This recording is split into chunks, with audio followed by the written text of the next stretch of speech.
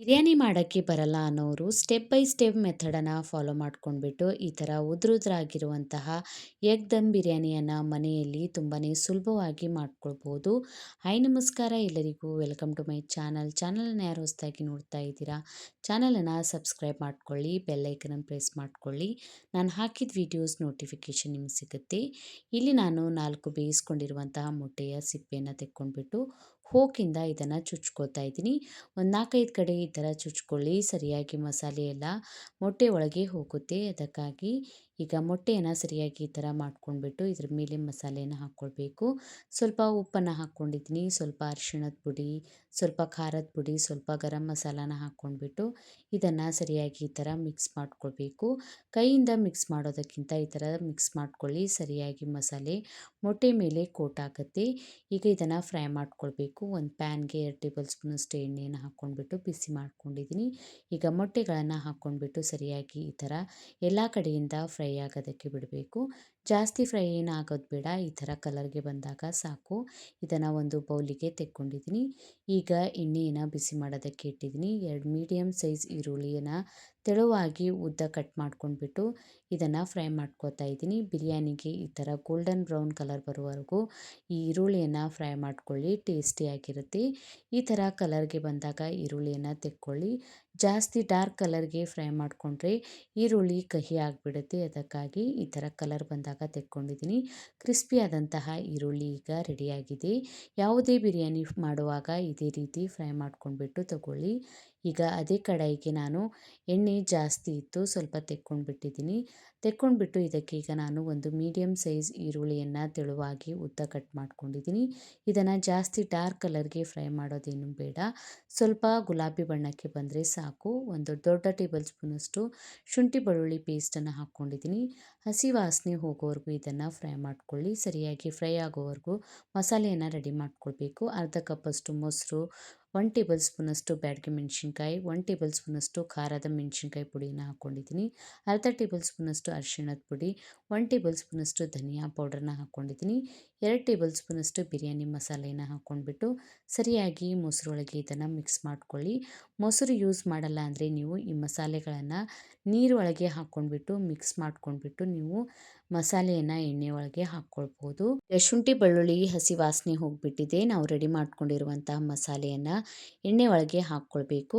ಹಾಕ್ಕೊಂಡ್ಬಿಟ್ಟು ಸರಿಯಾಗಿ ಇದನ್ನು 1-2 ನಿಮಿಷ ಮಿಕ್ಸ್ ಮಾಡ್ಕೋತಾ ಫ್ರೈ ಮಾಡ್ಕೊಳ್ಳಿ. ಸರಿಯಾಗಿ ಎಣ್ಣೆ ಬಿಡುತ್ತೆ. ಮಸಾಲೆ ಸರಿಯಾಗಿ ಈ ಥರ ಎಣ್ಣೆ ಬಿಟ್ಟ ಮೇಲೆ ಇದಕ್ಕೆ ಈಗ ನಾನು 2 ಮೀಡಿಯಮ್ ಸೈಜ್ ಟೊಮ್ಯಾಟೊ ಹಣ್ಣಿನ ಪ್ಯೂರಿಯನ್ನು ರೆಡಿ ಮಾಡ್ಕೊಂಡಿದ್ದೀನಿ. ಕೆಂಪಗಿರುವಂತಹ ಟೊಮ್ಯಾಟೊ ಹಣ್ಣಿನ ಪ್ಯೂರಿಯನ್ನು ರೆಡಿ ಮಾಡ್ಕೊಳ್ಳಿ. ತುಂಬ ಚೆನ್ನಾಗಿ ಕಲರ್ ಬರುತ್ತೆ ಮತ್ತು ಟೇಸ್ಟ್ನೂ ತುಂಬ ಚೆನ್ನಾಗಿರುತ್ತೆ.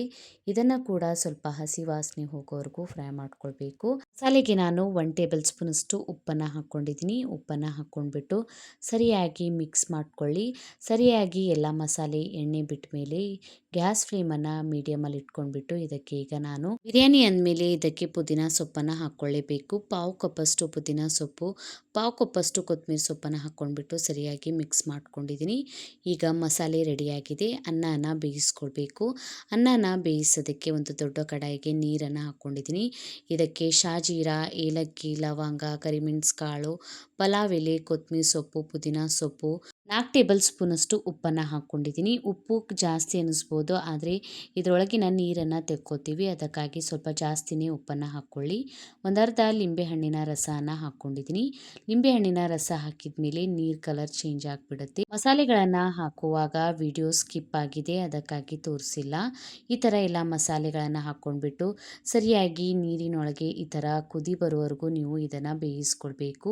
ಸರಿಯಾಗಿ ನೀರಿನೊಳಗೆ ಕುದಿ ಬಂದಿದ ಮೇಲೆ ಅಕ್ಕಿಯನ್ನು ಹಾಕ್ಕೊಳ್ಬೇಕು. ಇಲ್ಲಿ ನಾನು 2 ಕಪ್ಪಷ್ಟು ಬಾಸ್ಮತಿ ಅಕ್ಕಿನ ಸರಿಯಾಗಿ ವಾಶ್ ಮಾಡಿ ಅರ್ಧ ಗಂಟೆ ನೆನೆಸ್ಕೊಂಡಿದ್ದೀನಿ.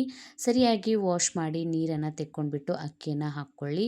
ಅಕ್ಕಿ ಒಳಗಿನ ಸ್ಟಾರ್ಚ್ ಎಲ್ಲ ಹೋಗ್ಬಿಟ್ರೆ ಹೋಟೆಲ್ಗಳಲ್ಲಿ ಸಿಗುವಂತಹ ಬಿರಿಯಾನಿ ಥರ ಉದ್ರುದ್ರಾದಂತಹ ಬಿರಿಯಾನಿ ರೆಡಿ ಆಗುತ್ತೆ. ಈಗ ಅಕ್ಕಿ ಹಾಕಿದ ಮೇಲೆ ಆ ನೀರಿನ ಒಳಗಿನ ಟೆಂಪ್ರೇಚರ್ ಕಡಿಮೆ ಆಗಿಬಿಡುತ್ತೆ. ಈಗ ಹೈ ಫ್ಲೇಮ್ನಲ್ಲಿ ಇದನ್ನು ಬೇಯಿಸ್ಕೊಳ್ಳಿ. ಇದ್ರ ಮೇಲ್ಗಡೆ ಮುಚ್ಚಳ ಏನು ಮುಚ್ಚೋದು ಬೇಡ, ಹಾಗೆಯೇ ಅನ್ನನ ಬೇಯೋದಕ್ಕೆ ಬಿಡಬೇಕು.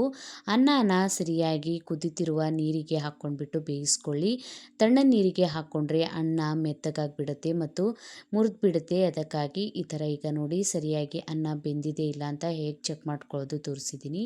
ಈ ಥರ ನಾವು ಮುರಿದಾಗ 2-3 ಪೀಸಸಲ್ಲಿ ಆದರೆ 80% ಅಷ್ಟು ಅನ್ನ ಬೆಂದಿದೆ ಅಂತ ತಿಳ್ಕೊಳ್ಬೇಕು. ಪೂರ್ತಿಯಾಗಿ ಮ್ಯಾಶ್ ಆದರೆ ಪೂರ್ತಿಯಾಗಿ ಬೆಂದಿದೆ ಅಂತ ತಿಳ್ಕೊಳ್ಬೇಕು. 80% ಅಷ್ಟು ಬೇಯಿಸ್ಕೊಂಡ್ಬಿಟ್ಟು ಸ್ಟೇನರಲ್ಲಿ ತೆಕ್ಕೊಂಡ್ಬಿಡಿ. ಈಗ ಬಿರಿಯಾನಿಗೆ ದಮ್ಮನ್ನು ಕೊಡಬೇಕು. ಈಗ 15 ನಿಮಿಷದಲ್ಲಿ ಬಿರಿಯಾನಿ ರೆಡಿ ಆಗುತ್ತೆ. ಅದಕ್ಕಾಗಿ ಆರೆಂಜ್ ಫುಡ್ ಕಲರನ್ನು ತೊಗೊಂಡಿದ್ದೀನಿ. ಫುಡ್ ಕಲರನ್ನು ಬೇಕಾದರೆ ಹಾಕ್ಕೊಳ್ಳಿ, ಇಲ್ಲಾಂದರೆ ಸ್ಕಿಪ್ನು ಮಾಡ್ಕೊಳ್ಬಹುದು. ಈ ಥರ ದಪ್ಪ ತಳ ಮತ್ತು ಈ ಥರ ದೊಡ್ಡ ಕಡಾಯಿನ ತಗೊಳ್ಳಿ. ಈಗ ನಾವು ರೆಡಿ ಮಾಡ್ಕೊಂಡಿರುವಂಥ ಎಲ್ಲ ಮಸಾಲೆಗಳನ್ನು ಕೆಳಗಡೆ ಹಾಕ್ಕೊಳ್ಬೋದು. ನಿಮ್ಮ ಹತ್ರ ದಪ್ಪ ತಳ ಕಡಾಯಿ ಇಲ್ಲ ಅಂದರೆ ನೀವು ಯಾವ ಥರ ಇದನ್ನು ದಮ್ ಕೊಟ್ಕೊಳ್ಬೋದು ಮುಂದೆ ಹೇಳ್ತೀನಿ. ಈಗ ಎಲ್ಲ ಮಸಾಲೆಗಳನ್ನು ನಾನು ಕೆಳಗಡೆ ಹಾಕ್ಕೊಂಡಿದ್ದೀನಿ. ನೀವು ಬೇಕಾದರೆ ಇದನ್ನು 2 ಲೇಯರ್ನಲ್ಲಿಯೂ ಮಾಡ್ಕೊಳ್ಬೋದು. ನಾನು ಒಂದೇ ಲೇಯರ್ನಲ್ಲಿ ಇದನ್ನು ಮಾಡ್ಕೊತಾ ಇದ್ದೀನಿ. ಈಗ ನಾವು ಫ್ರೈ ಮಾಡ್ಕೊಂಡಿರುವಂತಹ ಮೊಟ್ಟೆಯನ್ನು ಕೆಳಗಡೆ ಇಟ್ಕೊಳ್ಳಿ. ಮೇಲ್ಗಡೆಯಿಂದ ಸ್ವಲ್ಪ ಪುದೀನ ಸೊಪ್ಪು, ಸ್ವಲ್ಪ ಕಟ್ ಮಾಡ್ಕೊಂಡಿರುವಂತಹ ಕೊತ್ತಂಬರಿ ಸೊಪ್ಪನ್ನು ಹಾಕ್ಕೊಂಡ್ಬಿಟ್ಟು ಇದರ ಮೇಲೆ ಫ್ರೈ ಮಾಡ್ಕೊಂಡಿರುವಂತಹ ಈರುಳ್ಳಿಯನ್ನು ಹಾಕ್ಕೊಳ್ಳಿ. ಇದರ ಮೇಲ್ಗಡೆ ಈಗ ನಾವು ಬೇಯಿಸ್ಕೊಂಡಿರುವಂತಹ ಅನ್ನನ ಹಾಕ್ಕೊಳ್ಬೇಕು. ನೀವು 2 ಲೇಯರ್ನಲ್ಲಿ ಮಾಡ್ಕೊಳ್ತೀರಾ ಅಂದರೆ ಸ್ವಲ್ಪ ಮಸಾಲೆಗಳನ್ನು ಕೆಳಗಡೆ ಮತ್ತು ಸ್ವಲ್ಪ ಮಸಾಲೆಯನ್ನು ಮೇಲ್ಗಡೆನೂ ಹಾಕ್ಕೊಳ್ಬೋದು. ಈ ಥರ ಈಗ ಎಲ್ಲ ಅನ್ನನ ಹಾಕ್ಕೊಂಡ್ಬಿಟ್ಟು ಸರಿಯಾಗಿ ಸ್ಪ್ರೆಡ್ ಮಾಡ್ಕೊಂಡಿದ್ದೀನಿ. ಸ್ಪ್ರೆಡ್ ಮಾಡ್ಕೊಂಡ್ಬಿಟ್ಟು ಈಗ ಮೇಲ್ಗಡೆಯಿಂದ ಸ್ವಲ್ಪ ಫ್ರೈ ಮಾಡ್ಕೊಂಡಿರುವಂಥ ಈರುಳ್ಳಿನ ಹಾಕ್ಕೊಳ್ಳಿ. ಫುಡ್ ಕಲರನ್ನು ಹಾಕ್ಕೊಂಡಿದ್ದೀನಿ. ಫುಡ್ ಕಲರ್ನ ಹಾಕ್ಕೊಳ್ಳಿ, ಇಲ್ಲಾಂದರೆ ಸ್ಕಿಪ್ನು ಮಾಡ್ಕೊಳ್ಬೋದು. 2 ಟೇಬಲ್ ಸ್ಪೂನಷ್ಟು ತುಪ್ಪನ ಹಾಕ್ಕೊಂಡಿದ್ದೀನಿ. ಇದರ ಮೇಲ್ಗಡೆಯ ಮುಚ್ಚಳನೇ ಇದೆ, ಇದು ಗಟ್ಟಿಯಾಗಿದೆ, ಸ್ವಲ್ಪ ಹೋಲಿದೆ, ಅದಕ್ಕೆ ಗೋಧಿ ಹಿಟ್ಟನ್ನು ಅಂಟಿಸ್ಕೊಟ್ಟಿದ್ದೀನಿ. ನಿಮ್ಮ ಹತ್ರ ಗಟ್ಟಿಯಾಗಿರುವಂಥ ಮುಚ್ಚಳ ಇಲ್ಲ ಅಂದರೆ ನೀವು ಸೈಡ್ಸಿಗೆ ಹಿಟ್ಟನ್ನು ಹಚ್ಕೊಂಡ್ಬಿಟ್ಟು ಇದರ ದಮ್ಮನ್ನು ಕೊಡ್ಬೋದು. ಹೈ ಫ್ಲೇಮ್ನಲ್ಲಿ ಇದನ್ನು 5 ನಿಮಿಷ ಬೇಯಿಸ್ಕೊಳ್ಳಿ. 5 ನಿಮಿಷ ಆಗಿದ್ಮೇಲೆ ಗ್ಯಾಸ್ ಫ್ಲೇಮನ್ನು ಪೂರ್ತಿಯಾಗಿ ಕಡಿಮೆ ಇಟ್ಕೊಂಡ್ಬಿಟ್ಟು 10 ನಿಮಿಷ ಬೇಯಿಸ್ಕೊಳ್ಳಿ. ಟೋಟಲ್ ಆಗಿ 15 ನಿಮಿಷ ಬೇಯಿಸ್ಕೊಂಡ್ರೆ ಈ ದಮ್ ಬಿರಿಯಾನಿ ರೆಡಿ ಆಗುತ್ತೆ. ನಿಮ್ಮ ಹತ್ರ ದಪ್ಪ ತಳ ಇರುವಂತಹ ಪಾತ್ರೆ ಇಲ್ಲ ಅಂದರೆ ನೀವು 5 ನಿಮಿಷ ಹೈ ಫ್ಲೇಮ್ನಲ್ಲಿ ಈ ಥರ ಬೇಯಿಸ್ಕೊಳ್ಳಿ. ಆಮೇಲೆ ಹಂಚ್ ಮೇಲೆ 10 ನಿಮಿಷ ಬೇಯಿಸ್ಕೊಂಡ್ರೆ ಸಾಕು, ದಮ್ ಬಿರಿಯಾನಿ ರೆಡಿ ಆಗುತ್ತೆ. 15 ನಿಮಿಷ ಆಗಿದ್ಮೇಲೆ ನೋಡಿ ಬಿರಿಯಾನಿ ರೆಡಿಯಾಗಿದೆ. ಇದನ್ನು ಈಗ ನಾವು ಒಂದು 5 ನಿಮಿಷ ತಣ್ಣಗಾಗೋದಕ್ಕೆ ಬಿಡಬೇಕು. 5 ನಿಮಿಷ ಆಗಿದ್ಮೇಲೆ ನೋಡಿ ಉದುರುದಾದಂತಹ ದಮ್ ಬಿರಿಯಾನಿ ರೆಡಿಯಾಗಿದೆ. ಇಲ್ಲಿ ನೀವು ಅನ್ನನ ನೋಡ್ಬೋದು ಎಷ್ಟು ಉದುರುದ್ರಾಗಿ ಬಂದಿದೆ ಅಂತ. ಒಂದು ಅನ್ನ ಮುರಿದೋಗಿಲ್ಲ.